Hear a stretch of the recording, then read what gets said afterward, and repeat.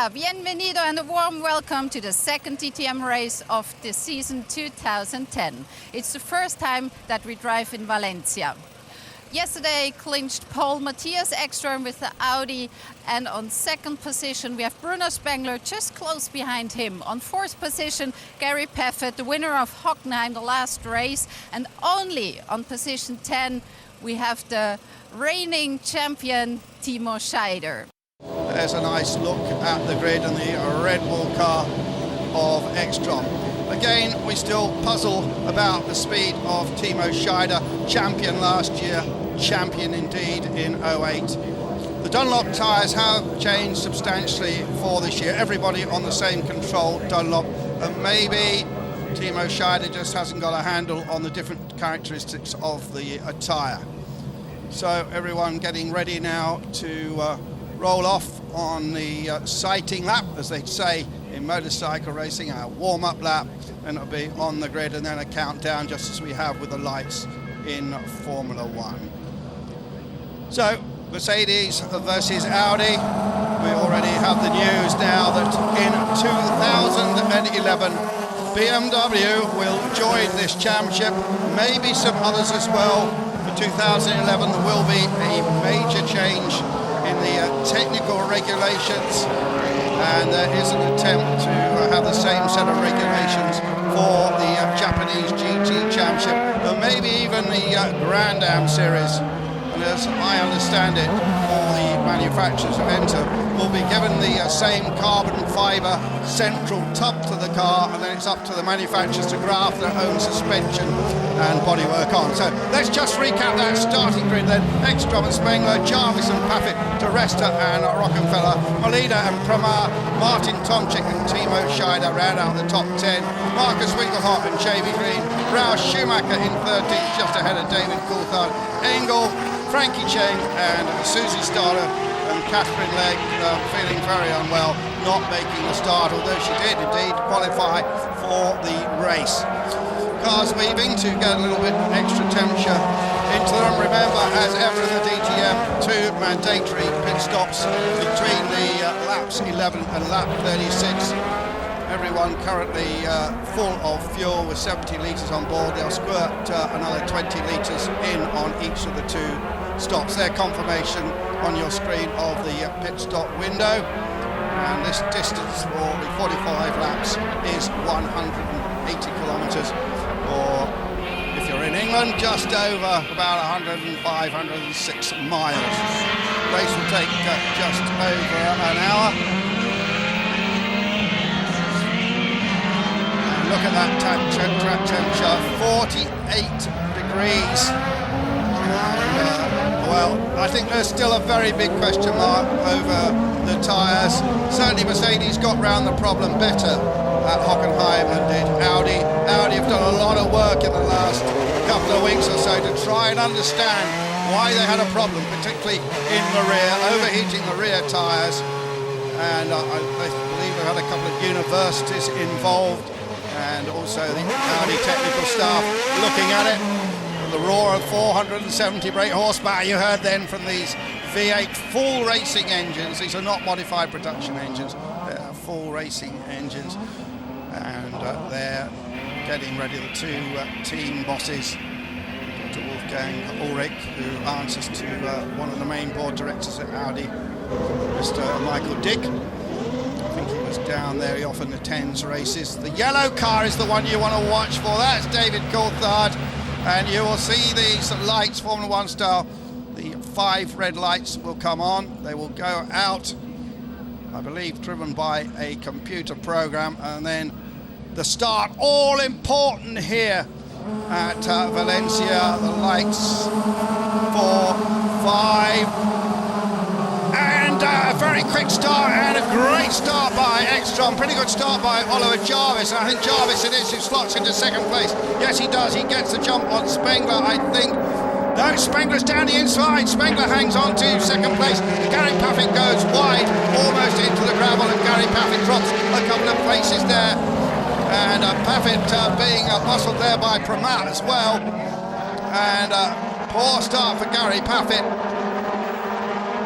But absolutely perfect start there from the man in pole position. Very tricky to start these DTM cars. They actually hold them on the handbrake and just letting the clutch slip a little bit and get a bit of an effect of a slingshot.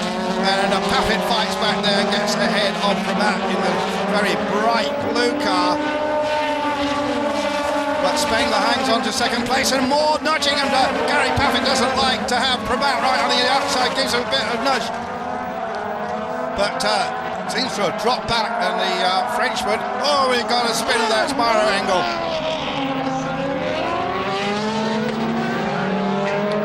So Gary Paffett really in the wars and drops back quite a few places on board with him. I suspect we'll get lots of replays of the start. And that action, there's Mike Rockefeller in the red S-line, Audi going through.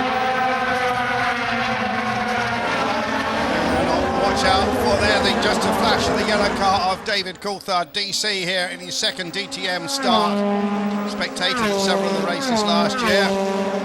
Fresh, of course, from commentating for the BBC at Monaco. Ekstrom, Spengler, Jarvis, De Resta, Rockefeller. After Rockefeller's Pramat, Scheider, and then Paffett all the way back to 8th place from Tomczyk, Molina in 10th, Winkelhoff, Green, Schumacher is 13th, Coulthard is at the back of the pack. He's had a bit of trouble getting his head around this unusual starting procedure.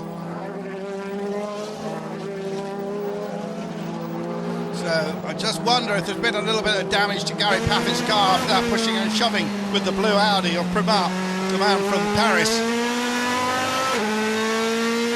And now we're looking back here at Martin Tomczyk in the Red Bull Cola car. There's Paul de Resta going through. He's ahead of 3 Audis, and then it's Gary Paffett.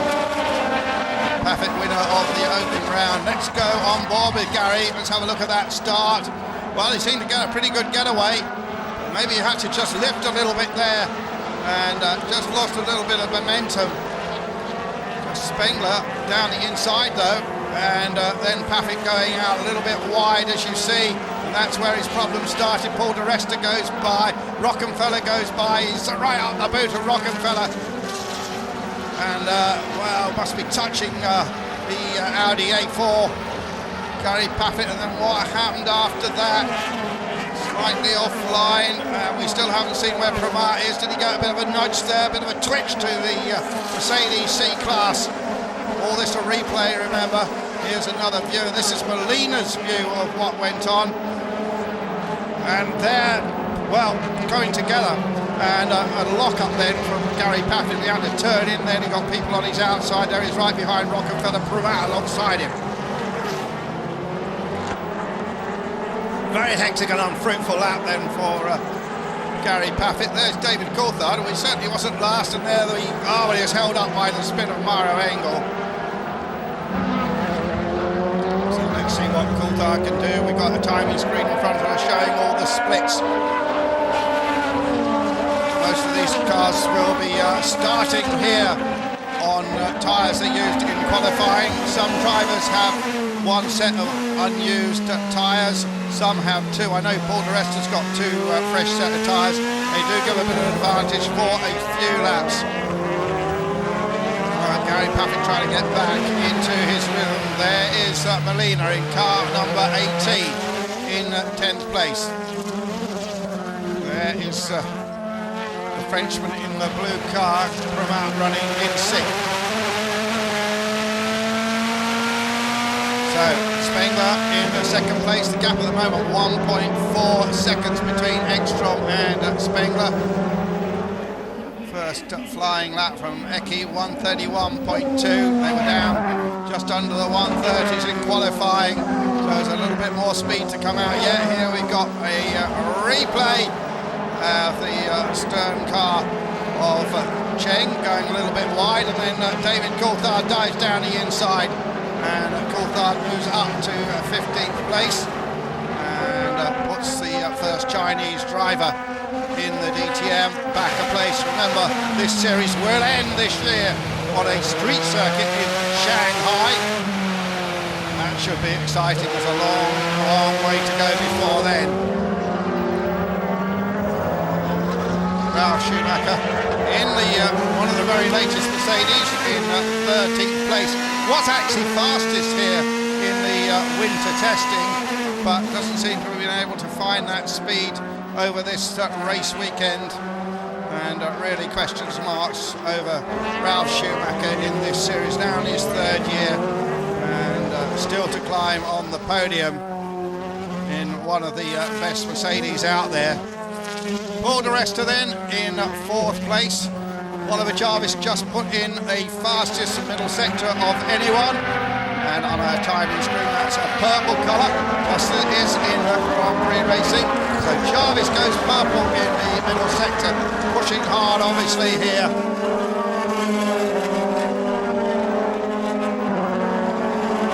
Another shot of the Paffett car here, a replay of the start. And Gary Paffett got a good start. I'm not sure if Spengler just bulked up a little bit, changing into second gear. What happened there? I think Gary had to back off a little bit, and all of a sudden people were all around him. And there, a good view from above. Gary getting a good run off the line, trying to go down the inside. And, well, then went wide, and that's where his problems began. Not actually in the gravel, and there's an awful lot of gravel here, I have to tell you, in Valencia. I don't think I've ever seen such big runoff areas.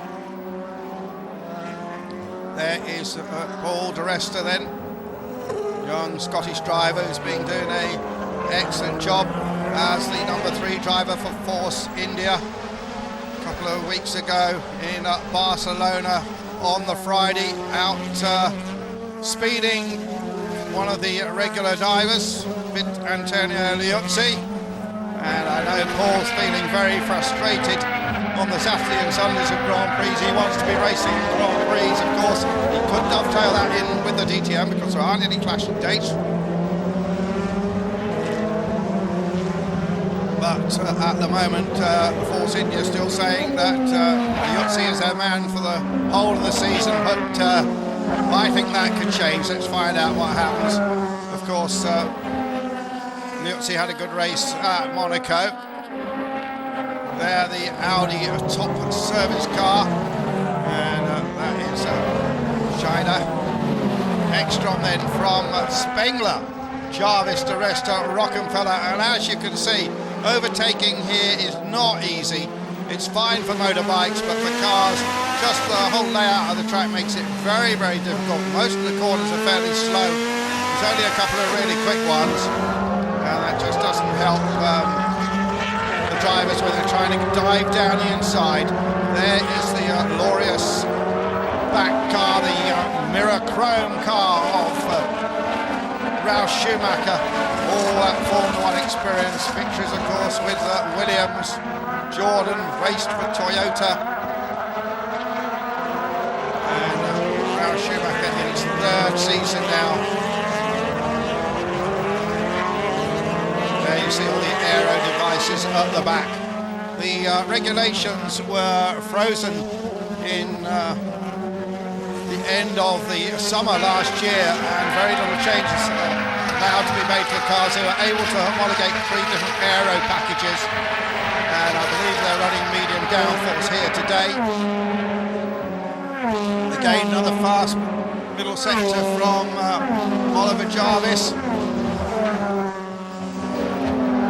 Tomczyk, Molina, Winkelhock and Green 9 through 12. Schumacher 13th, Coulthard still there in 15th. And reminds me that Hockenheim spent most of the race chasing the fellow Scot, Susie Stoddart. Amazing in the DTM, we've got 17 starters and we've got 3 Scots. Susie Stoddart, Paul di Resta, and of course David Coulthard. DC, originally from the south west of Scotland, Twineholm. Little town, little village really, near Dumfries. The Audi bank car going through now. We've got onboard shot here, hanging off the door. As we see more, bit of sand kicked up. Interestingly, these cars do have a provision for water cooling the brakes. Don't tend to use that water cooling. There's a button to the side of the steering wheel, but I just wonder if they might today in this temperature. 26.5 currently. Actually, the track temperature has dropped a little bit, although we've got a perfectly blue sky above. Ekstrom now has pushed the lead out to 3.2 seconds. Remember, Ekstrom, a double champion in the DTM, failed to win a race last season, came close in the opening round at Hockenheim, but failed to score a win. He'd like to put that right. Now here is the Salzgitter car. Salzgitter provides steel to Mercedes-Benz, and that means Gary Paffett. And after the rough and tumble of the first lap, Gary there in 8th place. And quite a bit of empty track ahead of him. And just looking at the Paffett lap times, 1:32.4 for Gary Paffett. Just trying to see if there's any damage to the aero down the side of the car after that bump. All those vanes seem to be in place as far as I can see. And Gary the first to come into the pits. And also, of course, all that bumping and pouring may have done a bit of damage to the tyres. In fact, he's one of several who make stops. Molina, Magic Molina as they call him, is also in very early. Winkelhock to Paffett, mega stop from the Paffett crew. 3.2 seconds, that's as quick as you're going to see, absolutely fabulous. He gets out ahead of Winkelhock. What will that do to him? Reference the Paffett battle with those in front and behind him. Well, it'll take a while to work out. Just Paffett, Molina and Winkelhock getting into the pits absolutely the earliest they could. Maybe Gary will go on a long middle stint now. Difficult to know. These strategies are pretty well made on the hoof, I'm told, reacting to the events rather than being pre-planned. Ekstrom, Spengler, Jarvis, DeResta, Rockenfeller. Rocky again having a strong performance. Rocky, of course, with a lot of history in the United States where he raced successfully in Porsches, won a number of 24-hour races. And that's an interesting view here of a pit stop right from behind the right front wheel. Maybe we'll take it all the way in on the pit speed limiter, of course, there. 80 kilometres an hour. So Spengler gets a new tyre. Look at that, they've practiced that a lot of times, 3.7 seconds. And Spengler goes out. See where he drops to. The French-Canadian lives in the Alsace, the area of France close to Germany, where indeed he was born. Although, of course, he has spent some of his earlier years in Canada, and indeed has French-Canadian parents who are very supportive. Engel there after his spin. 3 seconds. I don't think we've ever seen a 3-second pit stop before. That is absolutely fabulous. Great work there by Engel's crew. And the gentleman's quarterly car goes out. And maybe that will just win him a place or two. So Mucker Motorsport running that car. Well done to Peter Mucker and all the boys there for that mega 3-second stop. Formula One teams, of course, make quick stops these days with the change of rules, no fuel. But remember, we're putting fuel in here. But I don't think we've seen a 3-seconder in a Formula One situation other than in the workshop as the leader comes in. Here is Ekstrom. Often goes on quite a different strategy to others, but everyone, I think, sticking to pretty similar race plans here today. Ekstrom brings the Red Bull car in. He'll pit right at the very end of these magnificent pits here. And we get a time for that one? Maybe not. And he's going to filter in right alongside.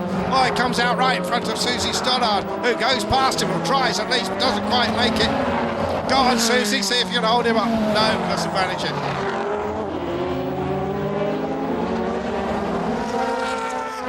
So about half the field now made their pit stops. all that moves. David Coulthard there up into about 11th place. Maybe Coulthard can get a bit of a look at Ekstrom's lines now, although he's got Susie Stoddart in front of him. And as I was saying before, DC spent most of Hockenheim behind Susie Stoddart. So, Ekstrom, the rest of Jarvis. And Ekstrom, strong race thus far. The man who's such an ace at that special race of champions event. We've seen it in the past in Wembley Stadium. It was last year in the Birdcage Stadium in China. And Eki has won that 3 times. A man who's had a couple of Group N victories in the World Rally Championship. As Paul de Resta comes in now with Bramat behind him. And de Resta was briefly in the lead as they all cycle through the first pit stops, and pretty well everybody other, it appears, that Tomczyk and Green on the same show. Schumacher hasn't come in yet, Stoddart hasn't come in, and neither has Cheng. There they go, and Paul de Resta going out behind Oliver Jarvis. Jarvis, who did such a great job with Audi last year, that he was the one that Dr. Ulrich decided to promote to the top squad to take the place of Tom Christensen, who retired from the DTM but is continuing with the Le Mans cars for Audi. And indeed, Jarvis is in the very car that TK raced last year with TK's engineering. He's all over the back of Spengler now. Now, this is one of the best battles we've seen thus far in the race. Paul de Resta also in that fight. Come on, Ollie, you can do it. Ollie Jarvis then pushing really hard, trying to get past Spengler. At the moment it's for 10th place, but as we cycle through with the pit stops, it'll be higher than that.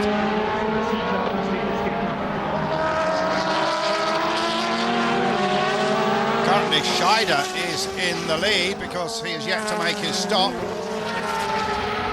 And look at the way these cars are weaving about, and then Scheider comes in. Just watch out for that number 100 on the side of his car. And there you can clearly see it now under the Tempera side. That looked a quick stop to me. That looked hugely fast. Maybe that will fall to. He's going to come out right in front of Mike Rockefeller and in front of Pramar. So Timo Scheider gaining 2 positions from that lightningly fast pit stop. Gary Paffett just charting his progress in 12th place currently. So now we only have Tomczyk and Green who will stop. And when they've stopped, Ekstrom is going to be up there. And Schumacher just made a late stop as well. So pretty. And just looking for David Coulthard for that yellow car, but I think he managed to vault past Susie Stoddart in the pit stop. Rockefeller under pressure from Pramar. There's a great shot there of the Ralf Schumacher pit stop.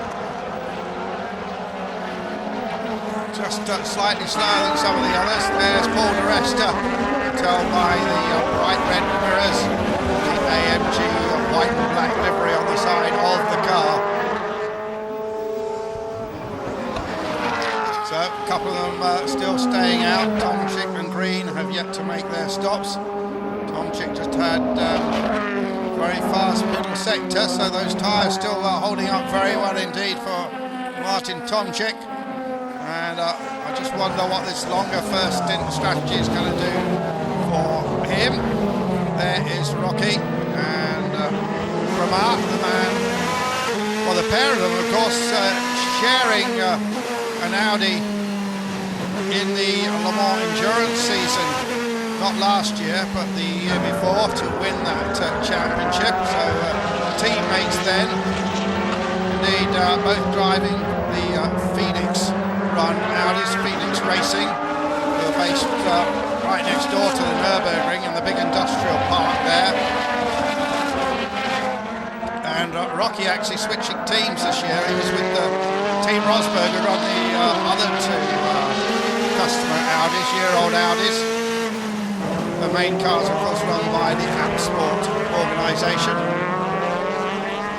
Still Tom Chick and Green staying out front because they have yet to make their pit stops on now what is obviously a completely different strategy. Green in a year-old car, run by the Person organisation. And just checking the lap times.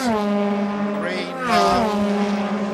hits the personal best then of 32.052. What about David Coulthard? He's doing 32.9 the last lap. He is definitely in front of Susie Stoddart, and his next target will be Ralf Schumacher. And DC now 1.7 seconds behind Ralf. He'd dearly like to beat him, I'm sure.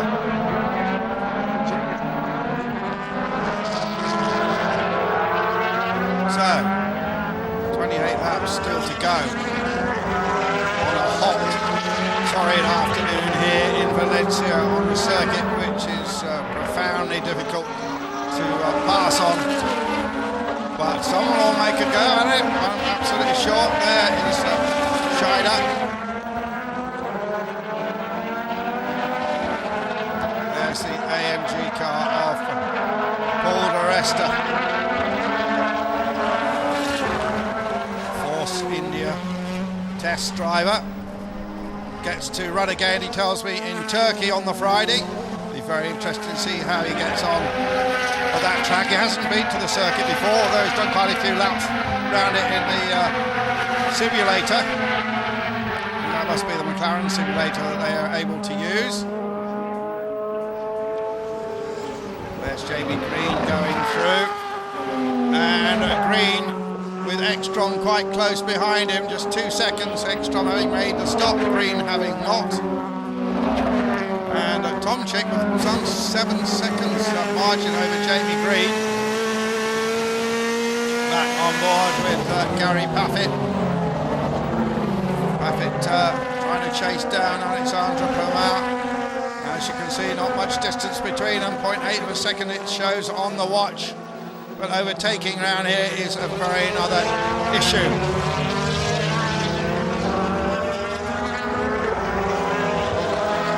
Purebred racing cars, remember, with space frame tubular chassis.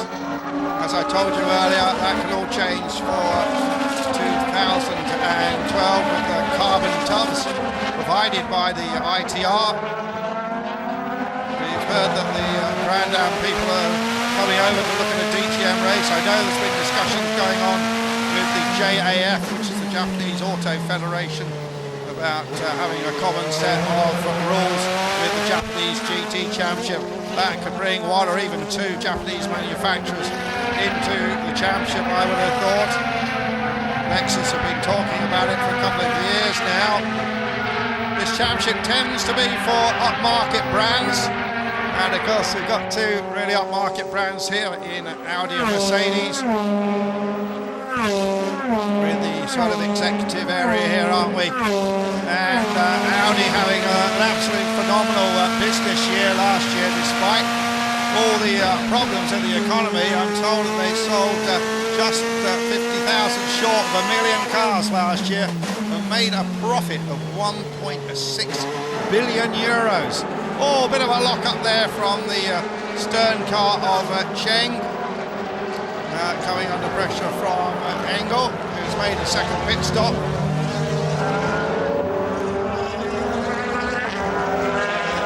You can make a second pit stop. There is Engel's pit stop. And fishtails out of the pits. Mario Engel, who very engaging young driver, raced in the British Formula 3 Championship, speaks a number of different languages, Saw him at Le Mans last year, acting as a master of ceremonies and function, switching effortlessly through English, French, German, I think even Italian. And into the pits now, the man who was leading this race, Martin Tomczyk, a long first stint, well, going almost halfway into the race. Let's see where he comes out. Putting in the Red Bull Cola car. And there you see the clock, 3.3 seconds. Where's he going to come out, Tomczyk? I think he's going to come out in about, well, around about Gary Paffett area. That's exactly the case. Oh, look at Paffett getting out of shape again. Paffett goes down the inside. Just think there's a little bit of damage to one of the dive planes on the front of Paffett's car, left front. See it flapping? No, maybe my eyes are deceiving me there. So Paffett still pushing hard in 10th, but now behind Tomczyk. Paffett pushed down to 10th place. Well, here was very dive down the inside, good move, then got out of shape late on the brakes.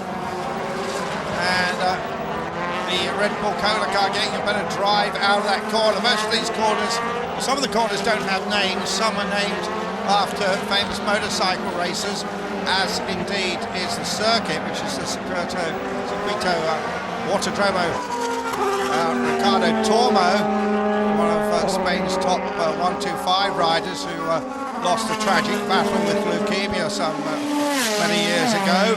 Circuit named after him. He was from Valencia, was Tormo. There is Oliver Jarvis then, currently in 4th place, chasing down Spengler. And here is Paffett. So he's going to go for a long final stint. And Gary has tended in the past to be the master of the strategies. He's come up with some his team come up with some very good strategies in the past. Pretty reasonable stop under 4 seconds at 3.8 for the orange and white car. And he's going to come out, and this is significant, into some clean air. And that means he can put in some fast lap, make up some track time, because everyone else have to subsequently make their second pit stop. So this could work for Gary Paffett. Jamie Green is still on his first run. Though he's got extra on right behind him, Green has yet to pit. Oh, yeah, I think is he just pitting that? No.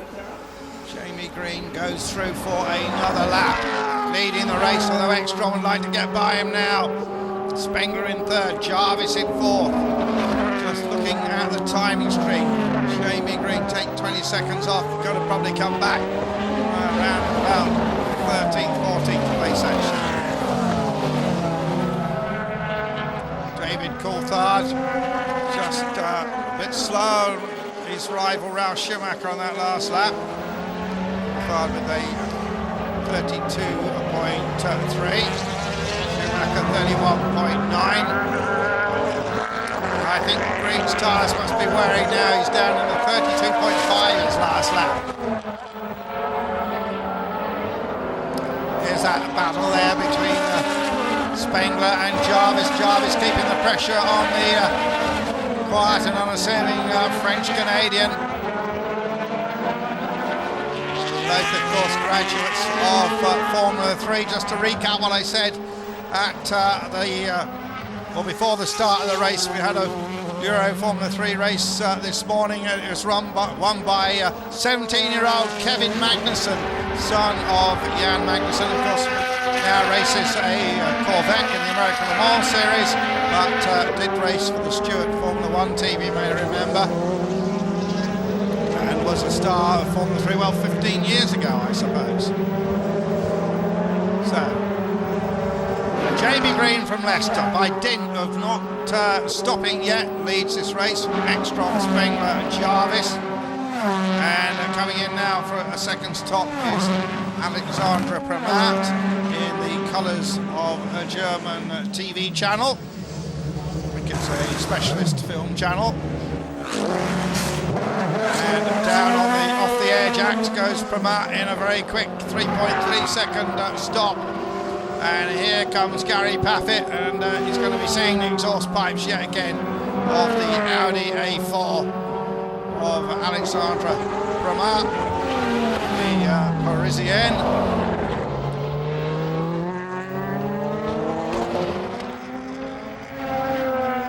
Paffett then with his 2 stops done and still behind Primat, who's also made 2 stops. So Green goes halfway through the race without making a stop. Oh, look at that, and Coulthard diving through there from Ralf Schumacher, and Susie Stoddart followed, and Ralf having what I have to say is an uninspiring race. He must have some kind of problem though, this Schumacher. I can't quite tell from here what the problem is, but Coulthard moves up to 12th place. And this must be our camera on the side. It's Bruno Spengler, yes, confirmation. And we see this pit stop again from this unusual angle. The Dunlop goes on, and off he goes.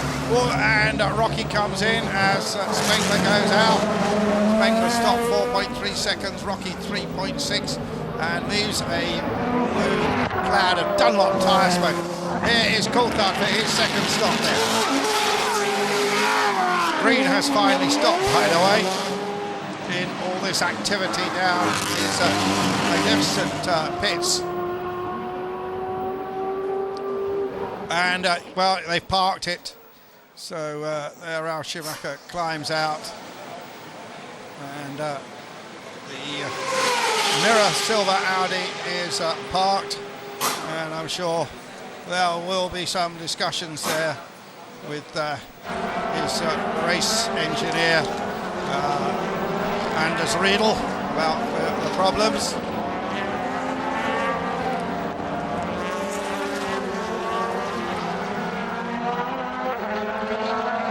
Well, I said Green had stopped. I thought he had, but it appears I'm mistaken.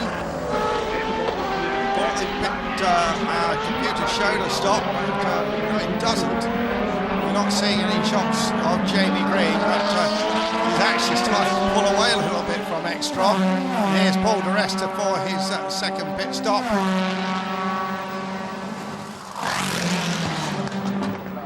Each pair of 2 cars actually share a pit crew and garage, and are also paired up for a teams competition. There's Winkelhock coming in.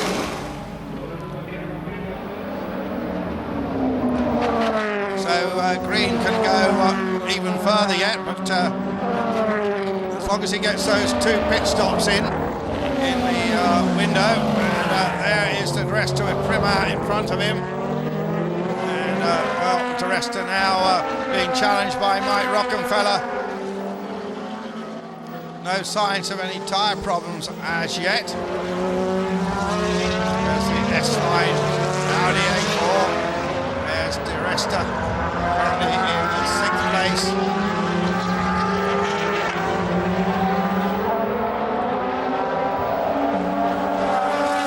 There's Jarvis in the Tobacco car, new sponsor for this season.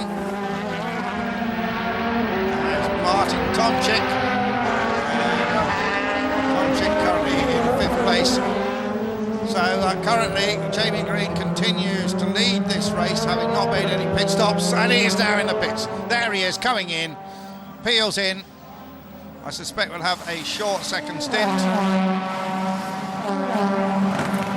And Green goes out with Jarvis coming in front of him.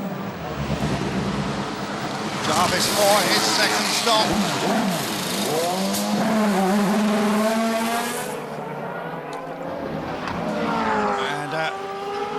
Jarvis coming out. Let's see if he just manages to hang on against Spengler, and he gets a position on Bruno Spengler. So that will promote Oliver Jarvis to second place. He had a second, if I recall, at Zandvoort last year, a race he led. So another very good performance from Oliver Jarvis. I think might even push him into the lead of the championship. Trying to do the mental arithmetic in my head. And well, that's Melina having a bit of a wild moment. See it on board. Timo Scheider under pressure from Tomczyk, two of the Audi top squad cars. And neither, of course, have made the second pit stop yet. 19 laps remaining here at Valencia in Spain for the second round of the German Touring Car Masters. DTM, call it what you will. And indeed, the black car of the reigning champion pulls off and heads down the pit lane. You can see those customary Audi LED whisker lights at the front, like eyebrows or eyelashes, if you will. And there is great shot as it comes to a halt and powers away. Nice clean stop, which is going to bring him out right in the middle of the pack.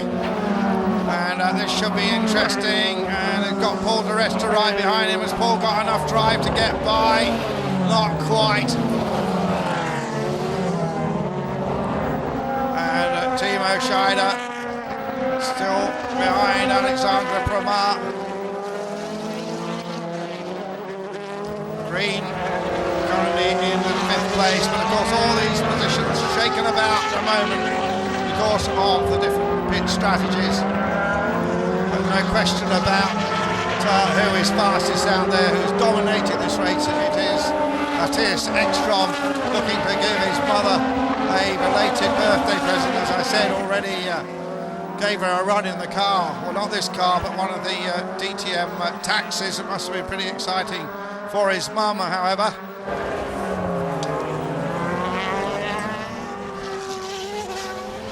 And her name is Agneta, and they're originally from Falun in Sweden. Here he is coming in then in the Red Bull car. Ekstrom for stop number 2. We want this to be nice and clean. We don't want it to spoil his race. And 3.3 seconds. That's how it goes in the workshop. That's how it went right here in the heat of Valencia. Track temperature dropped to 33.4. A cloud of dust there, not sure who that was from. There's Oliver Jarvis there in what will eventually become a second place in the Tabac original car. Then it's Spengler, and then the blue car of Promar. He has made 2 stops, Promar, so he's pretty well placed.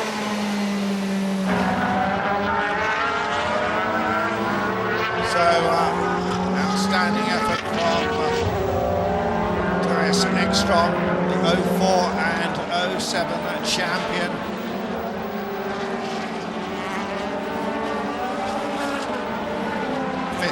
DTM last year. As we go back on board with Miguel Molina, the Spanish youngster, scored a point in his very first DTM race. David Coulthard has dropped behind Frankie Cheng at the moment, but Cheng has yet to take his second stop.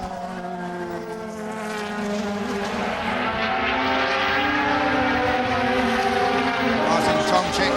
You see the little one, that shows they've only taken 1 pit stop. Maybe you'll see the lights in the side windows as well. Molina in second place, Green in 3rd, Ekstrom 4th, Jarvis 5th, Spengler. All this is going to change in the next goal. That's got some slow-mo here. Nice action of Bruno Spengler. There you can clearly see the 2 red lights. And in essence, a touch, and one of the dive planes went flying, clattered against the rear wing of Promar. And Alexandre Promar being pretty aggressive. And there you see the Audi crew, and I don't think Dr. Ulrich's too impressed by that. Also on the management perch there, Torsten Toppler, the team manager for the Abt Sport team, alongside Christian Abt. The Abt team had a very good year last year, also winning the ADAC GT Masters Championship with the Audi R8 sports car, GT car.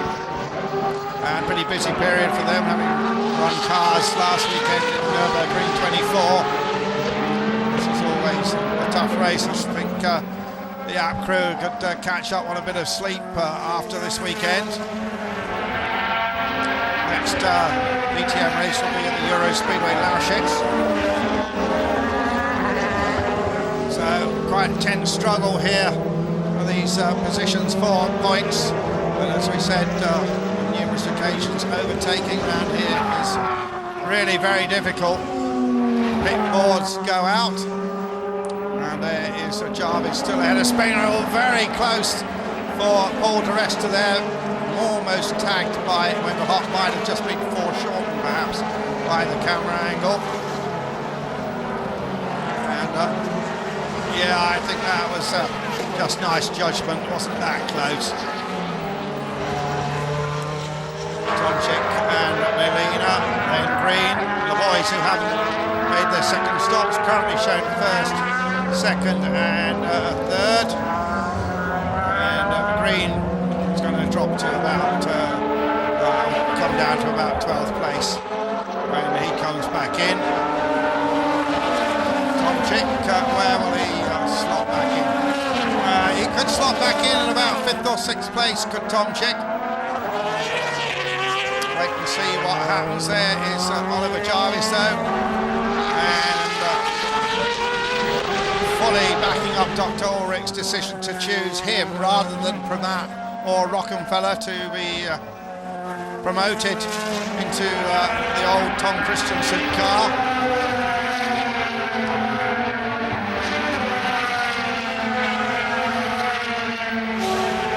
These 460, 470 horsepower engines breathe through two 28mm restrictor holes, which does restrict the power, so keeps these engines nice and reliable. They're only allowed so many engines, so very few engines in fact. I think it is 3 per season between 2 cars.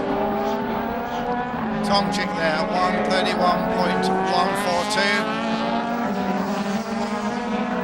The pit stop window is going to close in a few laps time, and so we should see Tomczyk, Melina and Green all dive in, I would say in the next 2 or 3 laps, and then they'll leave Ekstrom back in the lead of this race, and he has a 5-second gap over Jarvis. This looks as if it's heading for a good result for Audi.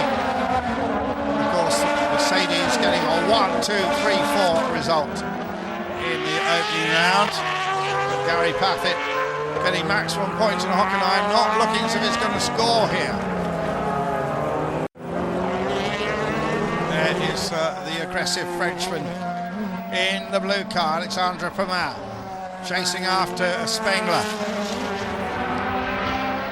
So the Audi comes in. This one is Melina, the silver car with the gold braid, we could call it, the gold in signifying Audi Bank.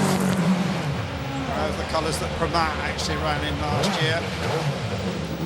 And up on the air jacks, you see the 4 air jacks. And Melina goes out. And it's going to be, is it going to be? It's going to be behind Paffett, I think. Paffett sweeps by on the inside. And Melina gets a good view of the rear of Gary's car. Puff of smoke. Gary goes a little bit wide. I'm just wondering if Gary's got a little bit of a brake problem here. We've seen him lock up a couple of times. We do know that he made a brake adjustment this morning. Maybe it's gone the wrong way. Paffett currently shown in the 11th place.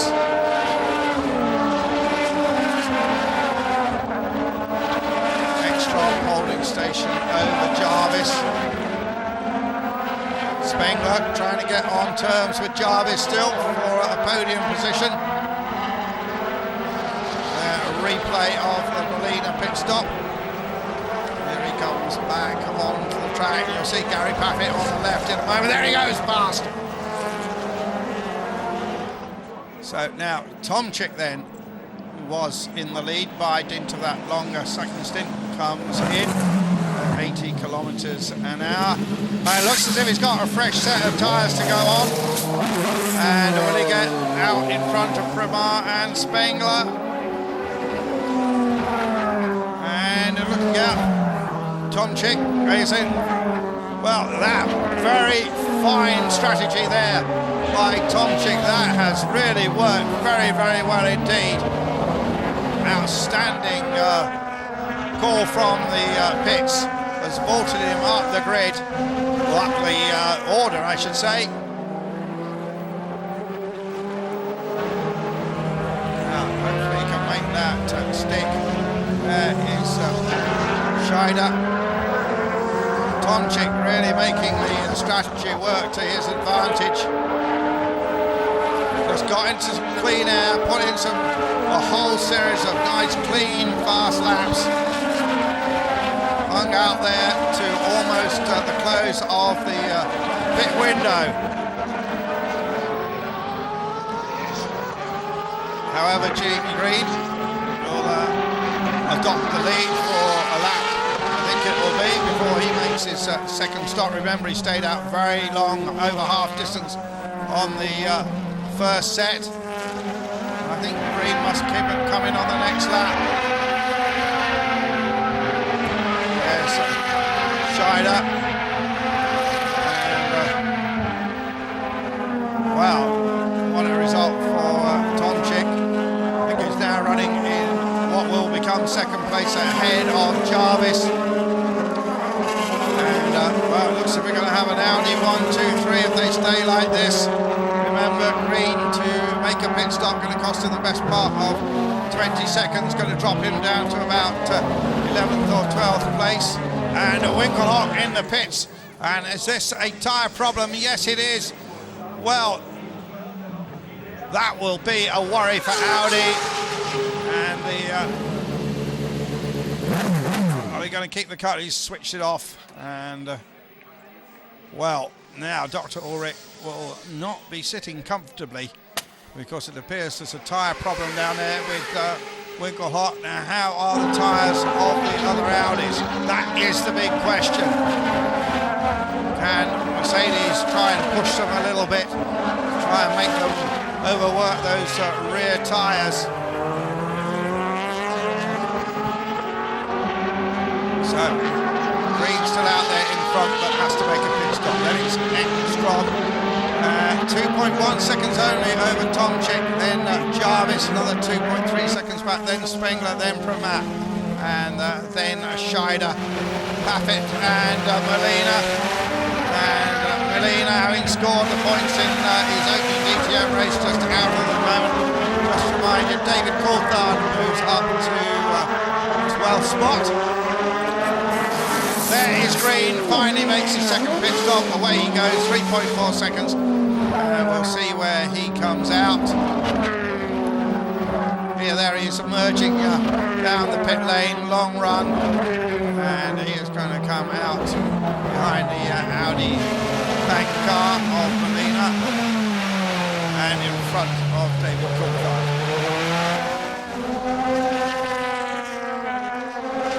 Coulthard, though, be happy to be in front of Susie Stoddart. Paul de Resta be disappointed down in 8th place at the moment, which will become 7th as the...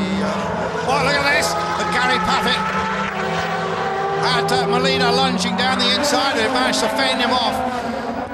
Miguel Molina, that single-seater experience, had had a dive down the inside of Gary Paffett for 9th spot. There's Rocky still in the boot. Well, we can see this in the boot of de Resta. Oh, there you see that move by Molina. Brave attempt to try and pass. The boy is certainly a racer, isn't he? Estoresta and Rocky, and chased by Pappet, and then Molina. So some good battles going on for the final point. So everyone has made their 2 stops now. Ekstrom, Tomczyk, Jarvis, Spengler, Prima, Schneider, Teresta, Rockefeller, Pappet and Molina. That's the top 10.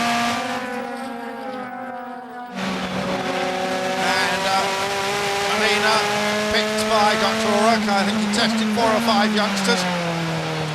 Decided the Spaniard was the one he wanted, and certainly is adapted to the very different discipline of a DTM car from 3 years of World Series by Audi, World Series by Renault, I should say. Now in the Audi bank car, Magic Molina they call him. All those fans he talked about to Christina at the start from Lorette de Mar have all got Lorette de Mar t-shirts on, a couple of busloads of them apparently, and he's giving them something to cheer.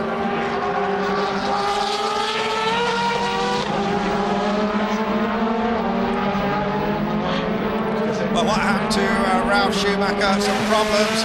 I believe that Christina Sure has got hold of him, and maybe we can hear from Christina in just a few moments. There she is. Not really a lucky weekend for Ralf Schumacher. P13 in the qualifying, and now you came out of the car. What happened? Well, we have a technical problem. I don't know exactly what it is. We have obviously to check and see later. Up till that moment, I was relatively pleased with the second set of tires, but obviously too far away from the points. Thank you, Ralf, and I get back to you guys. Yeah, and as we come back, we see Molina going past Gary Paffett. Had that one attempt, couldn't make it work. Got it working this time, though. Good effort by Molina. As I said, he's really a racer. Well, I guess Ralf Schumacher can head to Valencia Airport and jump in the exec jet and head home after another fruitless weekend. And there you see the move, and Gary was out wide, and Molina saw the gap, down he went, and little bits of trim coming off. That's off the wheel, that circular item. And again Molina, wow, being very, very boisterous there. And I just wonder if the stewards will take a bit of a dim view of that. I mean, it's racing all right, but starting to push to air, all those bits go flying. And I don't think Gary would be too happy with that. And there's Paffett out now in the dirt. That's the replay. And JB Green getting a good view of that.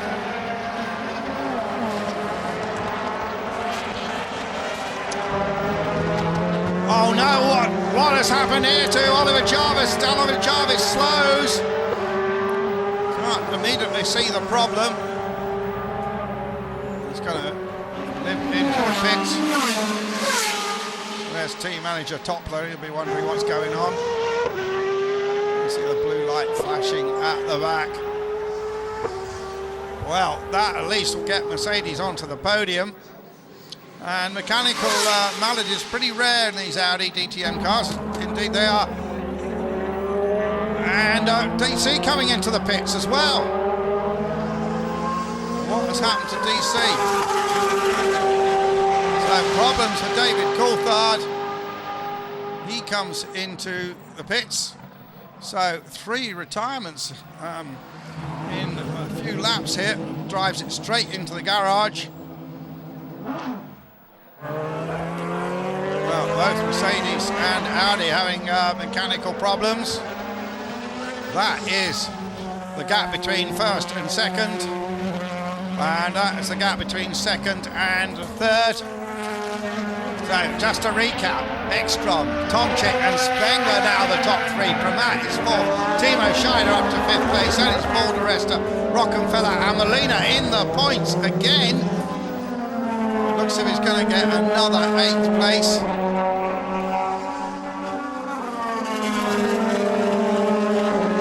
Well, Ralf Schumacher didn't really tell us what was wrong with his car. With a bit luck, we might hear from David Coulthard. I'm sure he'll be a little bit more forthcoming. Ralph is certainly the champion with the short quotes.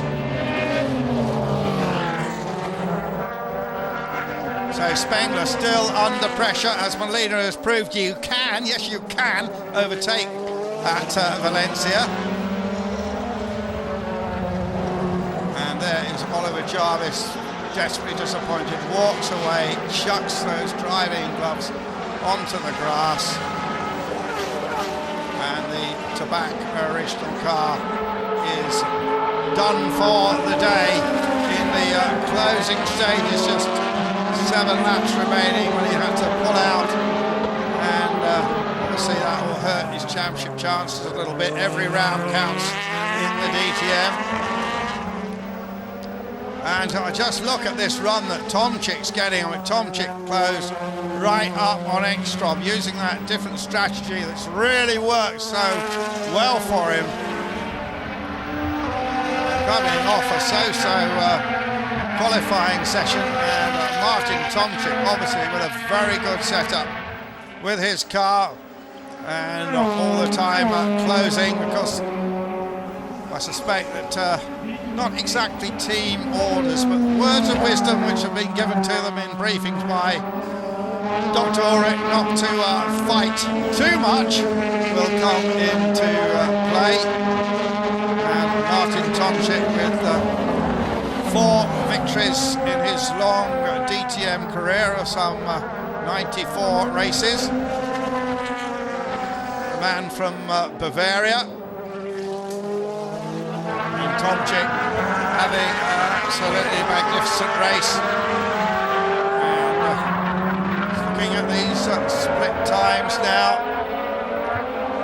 Tomčik closing right up on Ekstrom.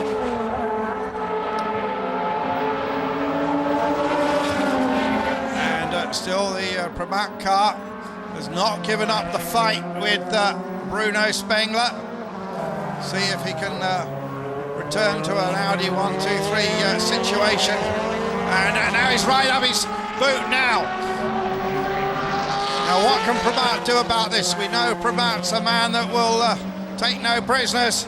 He's going to try. Doesn't mind if he robs a bit of bodywork. Does this man from Paris, now lives in Switzerland in the Audi Enclave. And very good performance. He's got that little bit of weight advantage as well. And look at those 2 Audis very close together now, Ekstrom and Tomčik. And Tomčik deny Ekstrom.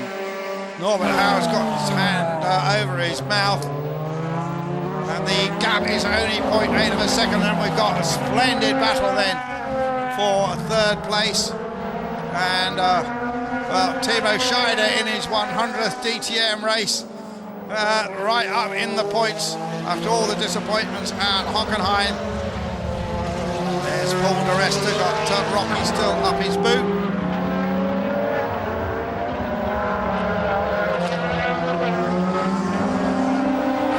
Still a battle at the front in our closing 4 laps with Audi teammates Ekstrom and Tomčik. And they both run out of the same garage as Ekstrom and Tomčik. And I think I saw, not Jarvis, saw the number. The Pramac car making a move in the 4th position. But he must have lost just outside of our camera. He seemed to be making a dive down the side of Spengler. Didn't quite see what happens, but he lost a little bit of momentum there as he tried, and of course he's worrying too about the man in his mirror, who is Timo Scheider. 2 Audis, 1 Mercedes, 2 more Audis. A lot of pressure on Bruno Spengler. The podium, of course, in the opening round, and looking for another podium finish here.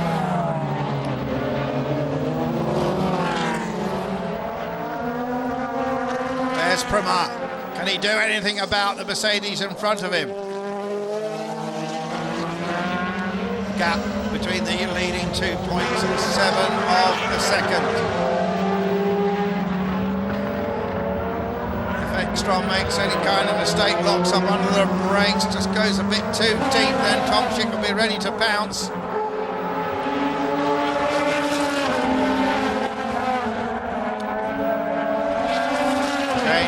Temperature has dropped a little bit here to 25 degrees, but still it's hot competition here at Valencia. And a little bit of dust kicked up there by Alexandra Pramar. Pramar, the 28-year-old, big Coldplay fan, so loves the brutish 8-seat Cobra cars, and having a good run here today is Pramar. Finished 10th in the opening race of the season. Ekstrom, Tomczyk, Spengler, they're the top three. Ekstrom, Tomczyk, of course, close together. Tomczyk just dropping a little bit that lap. Spengler, Pramar and Scheider still in a group. Gary Paffett down there in a disappointing 9th place, but having a think about having a go at Molina, getting back to the Spaniard, right up his boot now. And Gary would like to get at least into the points here. Green, after his different strategy, in 9th place. Susie Stoddart in 11th place.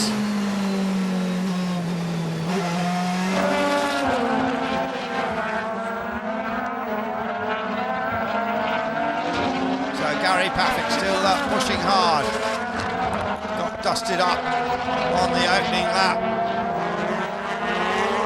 The Hockenheim winner still trying to get back in the points here. Just a couple of laps remaining at Valencia here in Spain.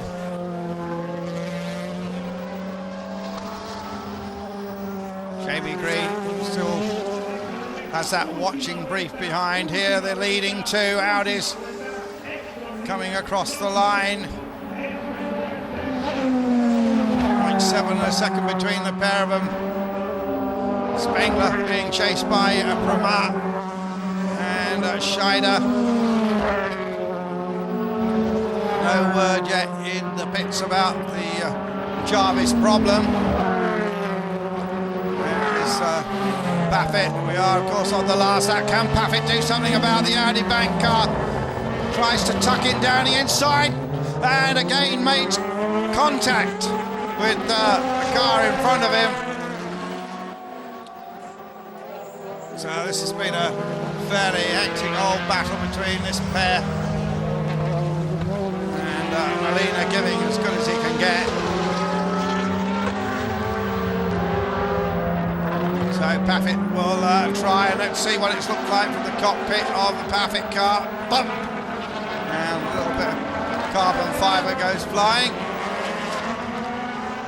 And look how close the two Audis are now, and I just can't see Tomczyk making some brave move. I think he's going to be dutifully following in the wake of Ekstrom. He definitely has the faster car in this latter stage, these final stages of the race. And Audi bouncing back as they head towards a famous victory here. The first DTM race at Valencia is won by Ekstrom, with Tomczyk right behind him. Spengler hangs on to third, then it's Pramar and Timo Scheider in his 100th DTM race. De Resta and Rockefeller. What happened with that? And Gary Paffett managed to get past on that last lap.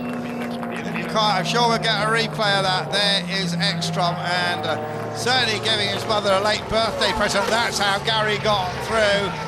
And elbows Paffett got through and lost some more bits of aero devices as he went, but Gary Paffett showing Molina a thing or two about the DTM. And nice one, Gary. Well, Molina gave it to him earlier, Gary gave it to him back. And what a spirited battle for 8th place. So, well, an excellent race here. Different strategies playing out, but no question about the fastest man. It was Matthias Ekstrom giving his mother a great 60th birthday present here at Valencia. So, Audi first and second, Mercedes-Benz in third place at Valencia. So there the crowd are celebrating the Audi 1-2, and the two manufacturers with their 09 cars still very closely matched. Audi happy with that. There's Mr. Abt celebrating. So with Audi getting 4 in the top 5, I'm sure Dr. Ulrich's going to be very, very pleased with that. Confirmation of the result then, the Ekstrom victory from Tomczyk by a margin of 0.4 of a second. Spengler the best Merc in third. Probat Scheider in his 100th race fifth. De Resta, Rockenfeller, Gary Paffett just snatching 8th place in the last lap from Miguel Molina. Jamie Green with a completely different strategy coming home in 10th. Susie Stoddart 11th. Mauro Engel in 12th place. Frankie Cheng 13th. Coulthard a retirement. Jarvis with a fuel pump problem, we think, also dropping out 3rd place. That was the reaction from the winner with that pretty unusual crash helmet. I think that top piece is a duct which puts air into the helmet. Lots of hugs and congratulations. So just to recap, Ekstrom, Tomczyk, Spengler, the top 3. Promat getting some good points. Now we can check out the points again. Spengler 14, Ekstrom 13, and Paffett on 11. Tomczyk 8 with De Resta. Jamie Green, Scheider, Rockenfeller all on 6. Probat on 5, and then Molina, well, almost had 2, but in the end it was just the 1 point from his Hockenheim debut.